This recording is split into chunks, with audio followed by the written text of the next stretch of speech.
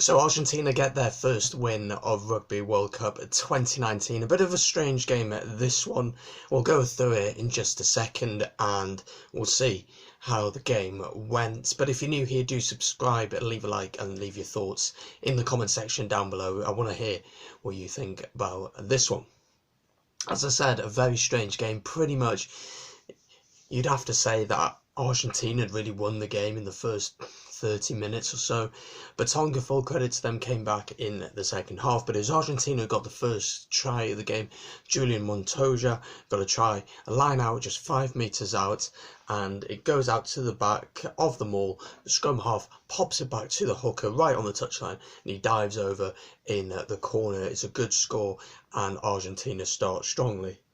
10 minutes later, same way that they scored, driving maul, set well, and they just push over, and Montoya is over from 7 metres. The conversion is added to make it 14-0. So Argentina definitely using their driving maul and certainly using structure and their power to beat Tonga.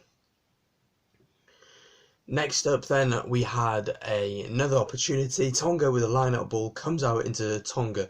It's a big collision from one of the Argentina guys. The ball drops loose and it's Carreras who picks up, the winger picks it up only on his second start for Argentina, picks it up and runs through from halfway line under the post. It's an easy try, and at the minute Tonga just can't get out their own half and they can't keep the ball long enough to create opportunities. So many handling errors for them, and in this first half they were extremely poor. And Argentina, although they take opportunity, the reality was Argentina weren't playing that well.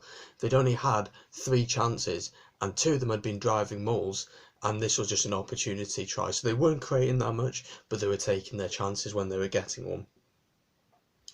The next decision came with the TMO. The TMO was pretty busy in this match. I think he got most of the decisions right, except for one controversial one, which we'll come to in a little bit. Yuri Pagetta, the fly half who was in for Nicolas Sanchez, thought he'd scored, but it shows that when he crossed the whitewash, he was held up. Some really good work from the Tongan defence.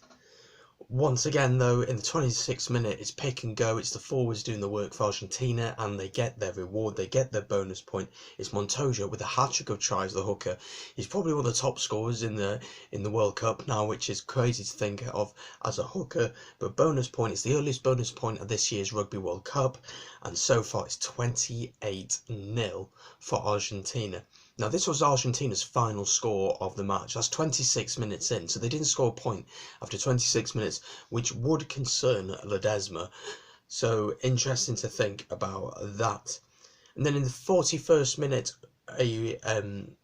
a TMO check, but just before that, in the 30th minute, Teleso Viano try, really good try from Tonga, and finally they started to play rugby when they got to this point. Good work, pick and go. Viano picks a brilliant line. He goes over the whitewash, but doesn't put the ball down straight away. He goes closer to the post to give his fly half a better, his scrum half, sorry, Takalua, who takes the kicks for Tonga, a better chance to convert it, and he does. So it's 28-7.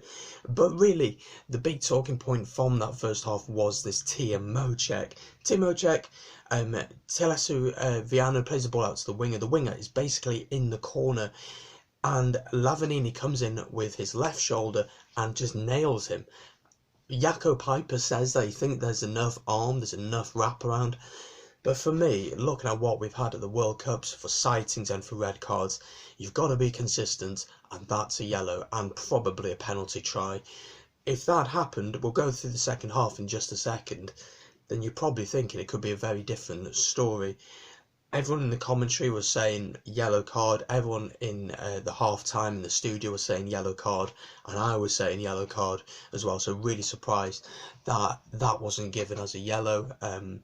Just really dangerous play, and for what we've seen in the tournament so far, it's got to be a yellow, and he'll probably be cited for it. So at half-time it was Argentina 28, Tonga 7. Tonga had been going into the game at the end of that first half, but too many handling errors and silly lapses in concentration were really at fault for them.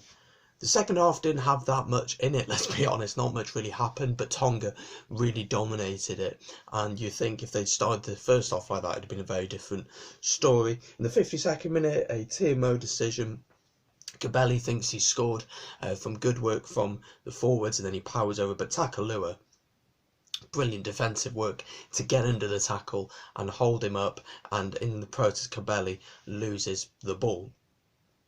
In the 65th minute, from scrum ball out wide, Kopafuna gets the ball out wide for Tonga, and it's a delicious offload. It is sickeningly good, it is sexy, it is amazing.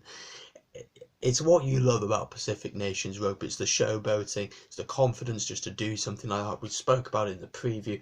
If Tonga can offload, they will score tries, and this was just an example of it. He just flicks it out the back of his hand. It's a beautiful try, and Vianu does really well to finish in the corner under pressure. So at this point, it's Argentina 28, Tonga 12, and that's how the game finished. But Tonga in the second half were the team in form, and you think if they'd got that penalty try just before half time, then it could have been a very different story. Argentina, on the other hand, didn't play that well, and they play England next, and I don't think England has that much to worry about. They didn't create much, let's be honest, and in the second half they really struggled against Tonga, and Tonga aren't an amazing side, are they? Let's be honest. But Tonga can be proud of what they managed to do in that second half, but lots of work for Argentina. But at the end of the day, Argentina got the win, they got the bonus point, so Ledesma will be happy with that. But with a performance, will he be happy? So there you go, that's my match review. Be sure to like, subscribe, and leave your thoughts in the comments down below. If you haven't seen the preview for Japan, Ireland, or South Africa, Namibia, it is on the channel right now, so do go and check that out. Thank you very much for watching. See you in a bit. Peace.